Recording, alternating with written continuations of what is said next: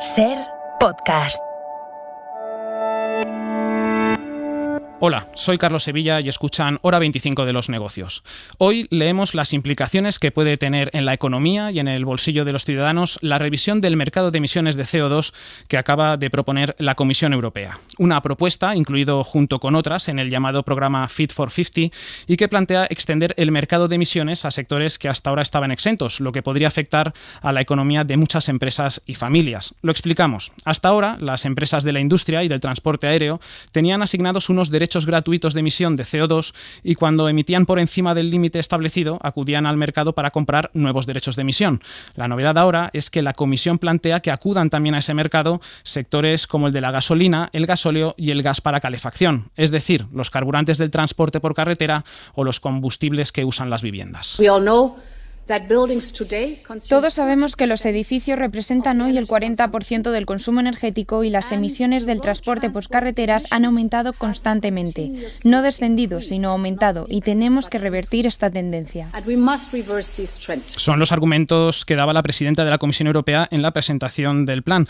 Y si hasta ahora el mercado de emisiones ha supuesto una subida en los precios de la industria, lo hemos visto por ejemplo en la factura de la luz, pues es de esperar que también puedan encarecerse los recibos que empresas y consumidores pagan por sus suministros. La Comisión es consciente de ello y propone la creación de un fondo de 72.000 millones de euros para compensar este efecto. En este Hora 25 de los negocios vamos a hablar con representantes de los consumidores y de las empresas sobre este nuevo plan que, según explicaba Ursula von der Leyen, tiene unos objetivos muy concretos. Roadmap to our new target of at least -55% of greenhouse gas emissions till 2030. Reducir un 55% la huella de carbono en 2030. Esta es la gran meta de la propuesta que ha presentado la Comisión Europea y que llega prácticamente 2 meses después de que aquí el Congreso aprobara la Ley del Cambio Climático y Transición Energética, una normativa que ya plantea un objetivo ambicioso que es recortar en 2030 al menos el 23% de las emisiones de CO2 respecto a los niveles de 1990. El Gobierno había conseguido el consenso político para sacar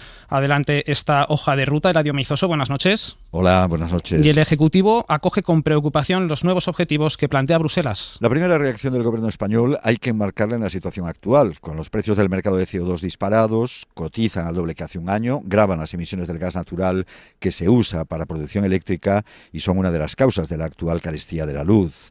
De ahí que la ministra Teresa Rivera haya acogido con preocupación, así lo ha expresado en un comunicado, la propuesta de la Comisión Europea de ampliar el mercado de CO2 a sectores hasta ahora exentos, como los carburantes del transporte o los combustibles de calefacción en las viviendas, lo que previsiblemente haría subir su precio. Esa transición, dice la ministra española, debe medirse muy bien para evitar efectos indeseados. Es por lo que pide un control de precios del CO2, porque, concluye, la dinámica actual no es sostenible en este momento. Por ahora, nada dice de esa posibilidad de control de precios el plan europeo, que sí contempla la creación de un fondo dotado con 72.000 millones de euros para paliar el impacto del previsible encarecimiento de combustibles y carburantes de automoción en empresas y familias. Pues para hacernos una idea de cómo puede ser la implantación aquí de esta propuesta de la Comisión, nos vamos a ir a Alemania, donde los combustibles de calefacción y del transporte entraron en el mercado de emisiones en enero. ¿Cómo está funcionando la medida? Corresponsal en Berlín, Carmen Viñas. En Alemania ya se ha fijado desde este año un precio de CO2 para los sectores de la calefacción y el transporte. Las empresas que pongan en el mercado gasóleo de calefacción, gas natural, gasolina y gasóleo pagan un precio de CO2 por ello. Están obligadas a comprar derechos de emisión por las emisiones de gases de efecto invernadero que estos combustibles provocan. La medida forma parte del Programa de Protección del Clima 2030 del gobierno alemán.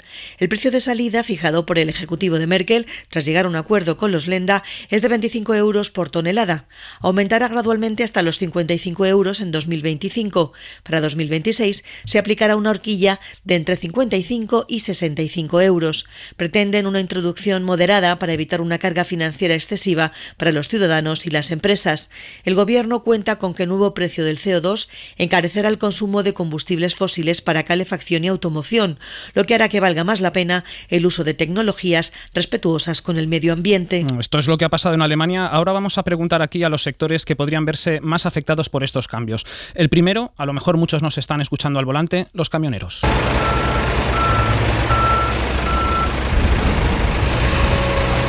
El gasóleo que usa el sector está ahora mismo exento del mercado de emisiones, así que la propuesta de la Comisión Europea para que entre en ese mercado afecta directamente al coste del transporte por carretera. José María Quijano, secretario general de la Confederación Española de Transporte de Mercancías, buenas noches. Hola, buenas noches. ¿Cómo leen esta propuesta de Bruselas? Realmente nos preocupa bastante porque nosotros como consumidores directos de los combustibles fósiles ya estamos pagando en torno a los 19.000 millones de euros al año por impuesto especial de hidrocarburos. Si a esto le sumamos el mercado de emisiones, no sabemos a dónde se podría disparar este tema. Uh-huh. Y nosotros lo que tenemos claro es que habría de alguna forma que armonizar o buscar una fiscalidad apropiada para sectores profesionales como el del transporte de mercancías por carretera, que no se vea afectada de una forma tan importante por medidas de este tipo, ¿no? Uh-huh. Dado que es un sector que necesita de la propulsión a través de estos combustibles para poder llevar las mercancías a los mercados. Uh-huh. Cuando se disparó el precio del gasóleo en 2005 y años después y subieron los costes, hubo movilizaciones, se bloquearon carreteras y bueno, el gobierno creó unas bonificaciones que compensan parte del impuesto de hidrocarburos que paga su sector. ¿Puede ser esta una solución como de las que habla de fiscalidad? Bueno, existe esa figura a nivel de directiva de la Unión Europea, que era una fiscalidad especial para los combustibles utilizados por transporte profesional, ¿no?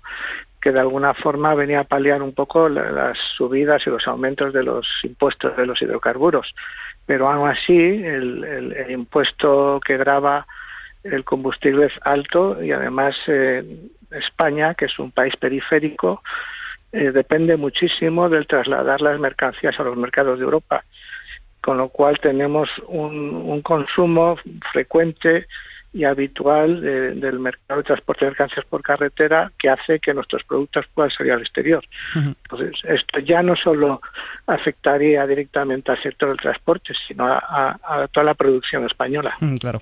La Comisión Europea plantea un fondo de compensaciones de 72.000 millones de euros. ¿Cómo cree que se tiene que repartir este fondo? ¿Cómo deben ser esas compensaciones?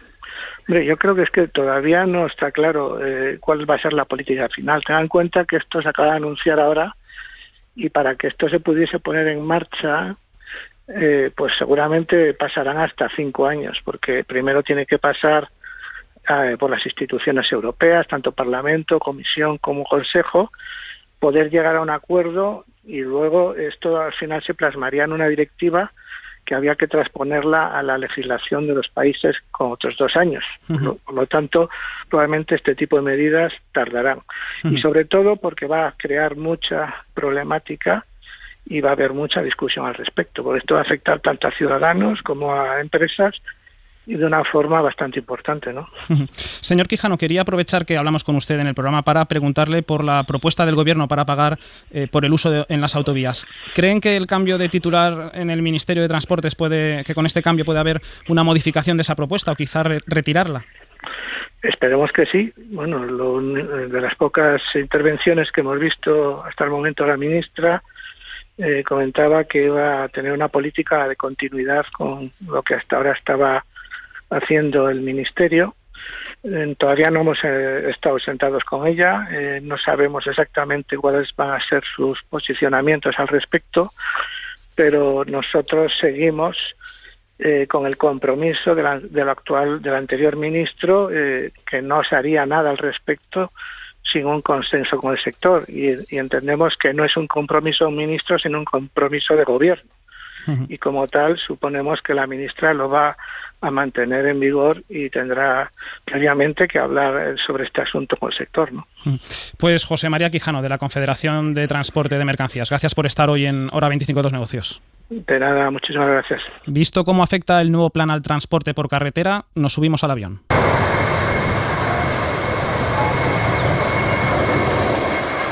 Javier Gándara, presidente de la Asociación de Líneas Aéreas, buenas noches.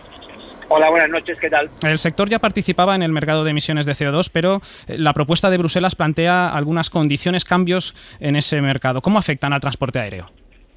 Bueno, pues efectivamente, nosotros ya estábamos en los sistemas de derechos de emisión. De hecho, en el 2019 pagamos ya 1.000 millones de euros en derechos de emisión. Ahora lo que se va a hacer con esta propuesta de directiva, es endurecer, digamos, y gradualmente quitar los derechos de emisión gratuitos, de forma que al final se van a encarecer esos derechos de emisión. Si a eso se une, sobre todo, la otra, digamos, propuesta directiva, que es pues reformar la fiscalidad de la energía, al final el riesgo un poco que corremos es que lo que nos ha costado tanto, que es democratizar el transporte aéreo, al final volvamos a tener que el transporte aéreo será de nuevo pues un lujo al alcance de unos pocos privilegiados. Esperemos que no sea así. Eso es lo que le iba a preguntar. ¿Se puede traducir esto en un encarecimiento de los billetes? ¿Lo ve factible? Bueno, vamos a ver, de momento estamos todavía en el comienzo del proceso legislativo. Son una propuesta de directivas. Es cierto que la propuesta del cambio, ¿no?, de la directiva de fiscalía energética, lo que establece, digamos, y es una propuesta, es que para el 2033 pues se pague un impuesto de 10,75 euros por gigajulio. Eso que no le dice nada a nadie así como tal, si un poco se traduce a euros por tonelada métrica, son 460 euros por tonelada métrica de combustible de aviación. O sea, es casi doblar el precio del combustible. Dado que el combustible es casi un tercio de los costes de cualquier compañía aérea, desde luego, si al final se implementase así, sería, digamos, un incremento de costes brutal que acabaría pues traduciéndose a los billetes. También es cierto que cualquier directiva sobre fiscalía requiere de la aprobación unánime de todos los Estados miembros. No, nosotros esperamos también que se entienda, desde luego, que en el caso de España dependemos completamente del transporte aéreo, no solamente para el turismo, sino también para la conectividad, de forma entonces que ahora esperemos que se module precisamente y se entienda precisamente cuáles son los retos que tiene el sector por delante. ¿Cómo debe gestionarse ese fondo de compensación que quiere poner o que propone ponerla en marcha la Comisión Europea? Pues efectivamente nosotros pensamos que esos fondos hay que utilizarlos para invertir en las tecnologías alternativas que permitirán descarbonizar la aviación, ¿no? Y esas tecnologías son, por un lado, la electricidad y, por otro lado, el hidrógeno, que es cierto que estamos a 15, 20 años vista, o sea, una realidad, pero a más corto plazo creemos que es muy importante el invertir en los llamados biocombustibles o combustibles alternativos de aviación, que ya son una realidad hoy en día. El problema es que la producción que hay es mínima y además su precio es entre 3 y 6 veces el del queroseno convencional, con lo cual pensamos que para conseguir lo que todos queremos, que es descarbonizar la aviación en este caso, habría que invertir en todas esas tecnologías alternativas. Ustedes piden al Gobierno que se siente con todos los sectores implicados para diseñar esta transición energética. ¿Cómo se debe articular ese diálogo? Bueno, nosotros pensamos que, al igual que en el Reino Unido se ha creado un consejo llamado el Jet Zero Council, donde está el gobierno británico, donde están los operadores de la industria, donde está también miembros del tercer sector, habría que hacer algo similar aquí en España y crear un consejo de la aviación sostenible, porque al final estamos ante un problema complejo y global, y solamente con todos los participantes, digamos, de la cadena de valor y todos los integrantes afectados podremos llegar, digamos, a soluciones que al final nos permitan lo que todos queremos, que es seguir manteniendo los beneficios que trae la sociedad al transporte aéreo, pero eso sí, haciéndolo cada vez de una forma más sostenible. Pues muchas gracias por atender la llamada de la SER. Javier Gándara, presidente de ALA, un saludo. Muchas gracias y buenas noches. Y uno de los sonidos que cada vez tiene más los días contados es este.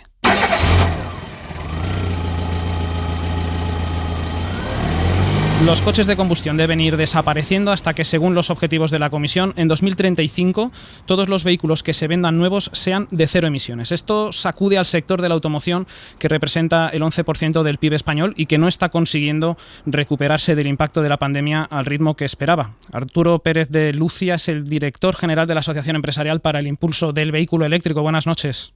Hola, buenas noches. El sector de la automoción, digamos, ya está inmerso en esta transición hacia la movilidad eléctrica y ha asumido sus propios objetivos en cuanto al desarrollo del vehículo eléctrico. De hecho, a eso se dedica el primer proyecto estratégico puesto en marcha por el Gobierno con los fondos de recuperación europeos. ¿Cómo ven esta nueva meta para que los motores de combustión dejen de venderse en 2035? ¿Coincide con sus planes?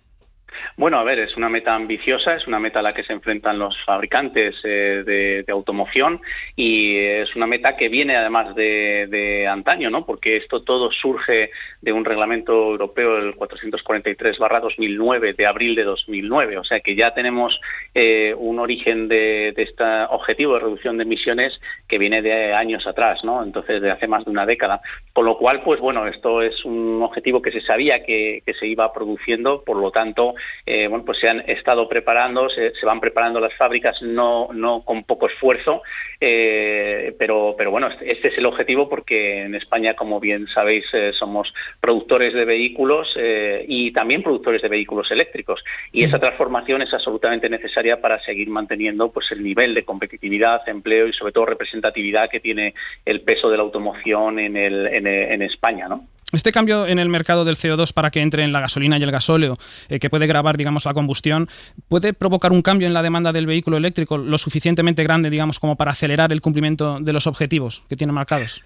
Bueno, yo creo que es una de las palancas que lo pueden hacer, pero creo que no es ni debe ser la única, ¿no? Esto tiene que ir acompañado también de un plan, como se está trabajando con las administraciones para impulsar ese cambio hacia la electrificación del transporte, que debe venir acompañado de otras medidas pues de incentivos, medidas idealmente de corte fiscal, como lo que sería idealmente la reducción del IVA temporal de los vehículos eléctricos, medidas regulatorias y todo un paquete de medidas que estén alineadas y acompañando a estos objetivos, pues para que el propio mercado al final, con las señales de precio, con la disponibilidad de productos y servicios basados en la movilidad eléctrica en este caso, pues puedan optar de forma natural a esa transformación.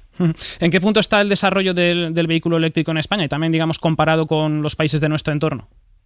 Bueno, el vehículo eléctrico desde el punto de vista tecnológico está en buena salud, porque va cada vez adquiriendo mayores capacidades de batería, son vehículos ya demostradamente eficientes y que están en el mercado de forma solvente y con capacidades. En España, como ya se sabe, pues está habiendo una transformación, ya se fabrican en España pues vehículos eléctricos, tanto turismos como furgonetas, pero también motocicletas, ciclomotores, autobuses, camiones. Entonces, el objetivo es incrementar el número de modelos que se fabriquen en España. ¿Por qué? Porque en España no están los órganos de decisión de esas fábricas, están fuera de España y, por tanto, la idea es tratar de hacer de España un país, un ecosistema atractivo para que aquellos que toman decisiones sobre qué modelos fabricar, qué nuevos modelos fabricar, pues piensen en España como el lugar donde hacerlo. Las principales patronales de la automoción, entre ellas la suya, EDIVE, han puesto en marcha una plataforma, un foro, para promover la transformación energética del sector. ¿En qué consiste este foro y qué le piden a las administraciones públicas? Bueno, es un foro, Neutral in Motion, es un foro que evidentemente lo que trata de poner es en valor todos los esfuerzos que desde hace tiempo lleva haciendo la industria de la automoción pues para esa transformación, ¿no? Hacia nuevas tecnologías, hacia la descarbonización y que verdaderamente es un esfuerzo muy ingente, ¿no? Y yo creo que es importante también el objetivo que tiene principalmente esta plataforma es trasladarle a la sociedad que esto está pasando, ¿no? Y que se están haciendo estos esfuerzos, porque a veces pues a nivel interno, a nivel con administraciones o a nivel empresarial, pues esto se puede conocer más o menos, ¿no? Pero de cara a la sociedad quizá no se sabe los grandes esfuerzos que la industria de automoción está haciendo para hacer esa transformación, que no es sencilla, ¿no? No es simplemente decir pues ahora paso a fabricar esto otro, ¿no? Hay una componente detrás muy importante a nivel tecnológico de inversión, de capacidades de transformación, de líneas de producción, y yo creo que en eso se está trabajando de forma intensa desde hace mucho tiempo y es uno de los objetivos principales que tiene esta plataforma. Las principales peticiones, digamos, que echan en falta para, digamos, darle un impulso a este proceso.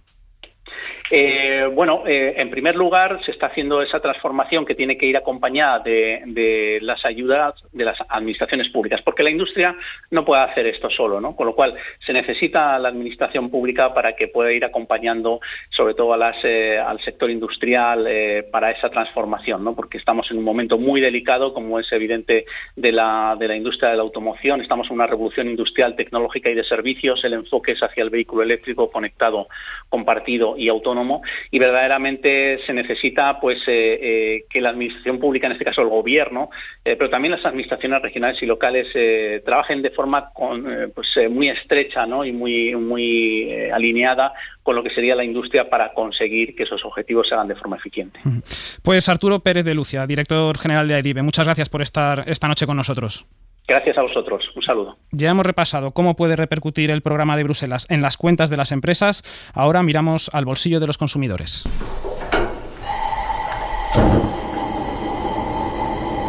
porque este gesto, encender el fuego de la cocina o una caldera de gas, puede tener que empezar a pagar en el mercado de CO2 y encarecer aún más la factura energética que pagan los hogares y que en las últimas semanas ya están sufriendo un recibo de la luz en máximos históricos. Enrique García es el portavoz de la Organización de Consumidores y Usuarios. Buenas noches. Hola, buenas noches, ¿qué tal? ¿Nos va a salir más caro encender los radiadores en casa?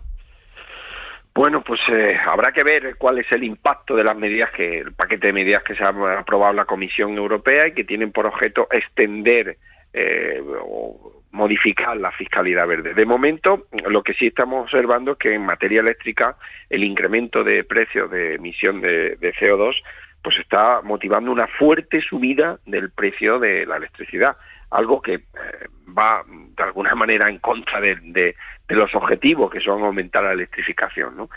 Muchos nos tememos que lamentablemente cuando se habla de la extensión de este tipo de emisión de derechos a otros mercados, al final acaban pagando de forma indirecta a los consumidores, cuando debiera ser al contrario. Nosotros creemos que la fiscalidad medioambiental debería enfocarse de una forma que se hicieran reducciones de la fiscalidad sobre las tecnologías que menor impacto tienen y de esta forma los consumidores pues mediante una reducción de esa fiscalidad podrían desplazarse a esas tecnologías y no al contrario, y es penalizando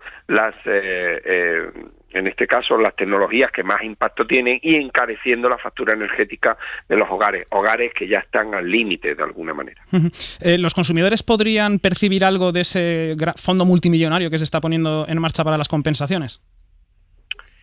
Pues lamentablemente parece difícil, ¿no? Se habla mucho de esos fondos, se habla mucho de esas circunstancias, pero el papel ahí se le otorga claramente a las empresas, ¿no? Los consumidores... ¿Qué fórmulas de compensación entonces puede haber para los consumidores, digamos, para aliviar esta situación, en caso de que se diera? Nosotros creemos que de alguna manera en todos estos fondos, en la gestión de los fondos, se debería de buscar la forma de no incrementar los precios de cara a los consumidores, sobre todo en la fiscalidad, por la vía de la reducción de los impuestos, no aumentándolos. No creemos que la necesaria transición hacia un proceso de descarbonización tenga que pasar porque los consumidores aumenten la factura energética. Aquí parece que el recurso fácil, lamentablemente, siempre ha sido así. El recurso fácil es aumentar impuestos que ya serán los consumidores los que asuman esa factura energética cuando, bueno, pues desde OCU queremos recordar que precisamente la factura eléctrica afecta más a los consumidores vulnerables que dedican una mayor parte de su renta a pagar esos servicios básicos y esenciales. Entonces, ¿son medidas fiscales las primeras que debería acometer el gobierno, digamos, para aliviar esta situación que se está viviendo ahora de un alto precio de la luz, del recibo de la luz? Bueno, hay que hacer medidas de todo tipo. La primera sería pues una reforma del mercado de la electricidad en cuanto a la fijación del precio, el sistema de fijación de precios. Nosotros creemos que ese sistema marginalista, que en realidad es un sistema de coste oportunista, que beneficia a unas cuantas empresas con unos beneficios extraordinarios a costa de los consumidores, se debería modificar, se debería modular. El gobierno ha anunciado, después de un Consejo de Ministros, y ha cuantificado esos beneficios extraordinarios en 1.000 millones de euros, pero no conocemos nada más. Hay otro proyecto mucho más interesante, que es el Fondo de Compensación Energético, ¿no? Donde se trata de extender pues una parte de los cargos de que hoy en día agrandan el recibo de la electricidad, extenderlo a otros sectores, ¿no? Este sí es un debate muy interesante. Lo que pasa es que aquí el gobierno le pone unos plazos demasiado amplios que no van a aliviar la espectacular y exagerada subida del precio de la electricidad que estamos viviendo en estos meses, pues desde abril, mayo, junio hablamos, y julio incluido, hablamos de precios récord de la electricidad un mes detrás de otro. Este proyecto, como digo, es interesante porque, según las previsiones del propio gobierno, podría abaratar la factura entre alrededor de un 15% en la parte fija. Sin embargo, lamentablemente, pues es muy poco ambicioso. Es un proyecto a 5 años vista que no va a solucionar los problemas inmediatos que tenemos ya. Pero sí es un debate interesante extender los costes que hoy tiene el recibo añadido de la electricidad a otros sectores energéticos. Pues Enrique García, portavoz de la OCU, gracias por compartir su análisis con nosotros esta noche. Como siempre, un placer. Gracias a vosotros. Un saludo. Así lo ven los consumidores y las empresas. El precio de la energía preocupa a unos y a otros y los planes de Bruselas añaden nuevas incertidumbres, nuevos puntos de atención. Todos los actores, como hemos visto, coinciden en cuál es el destino al que hay que caminar, la descarbonización de la economía, de la sociedad, pero quieren saber las condiciones del viaje que ofrece la Comisión Europea antes de comprar su billete. De momento, esta es la propuesta que ha presentado Bruselas. Veremos cómo queda al final, cuando el Parlamento Europeo y los Estados miembros tengan que aprobarla después de un año de negociaciones.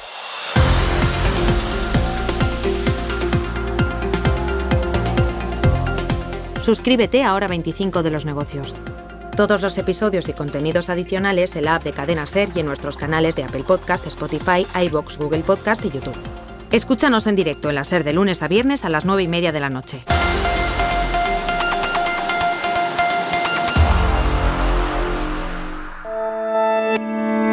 Cadena SER. La radio.